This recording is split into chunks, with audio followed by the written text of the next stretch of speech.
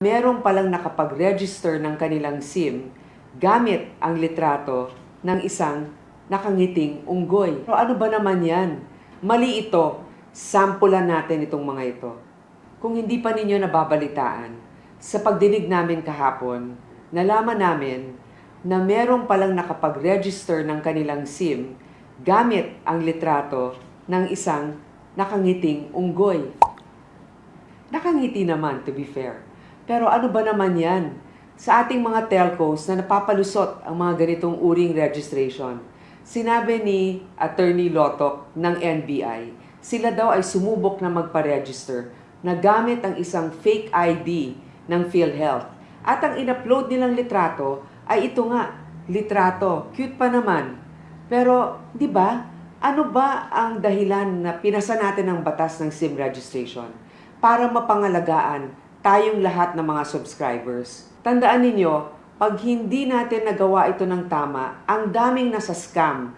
Araw-araw, nagpapadala pa rin ng mga nanalo ka ng premyong ganito o pwedeng magpautang ng ganitong halaga. At higit sa lahat, mga nagpapa-verify ng information. Yung pala, ninanakawan na ang inyong bank account o ang inyong GCash or Paymaya account. Kaya galit na galit kami dito sapagkat yung mga telcos, pasintabi na lang, pero parang mas gusto pa ninyo na marami ang mag-register imbis na pangalagaan ang seguridad ng inyong mga subscribers. Mali ito. Hindi puro pera-pera lang.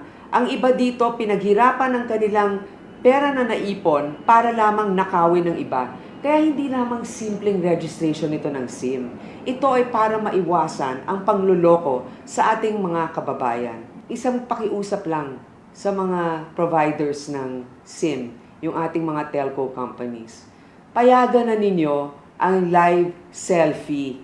Kinausap na natin ang NTC na magkaroon ng pagpapalit sa kanilang implementing rules and regulations na isama ang live selfie para alam talaga na yung nagre-register ay siya yon. May nagsabi, dapat mas mabigat daw ang parusa.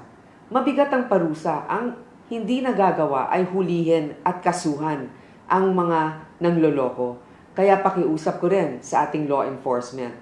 Tugisin na ninyo kung sino-sino ba talagang gumagawa niyan. Filean ninyo ng kaso, madaliin ang kaso at ikulong kung kinakailangan. Sampulan natin itong mga ito.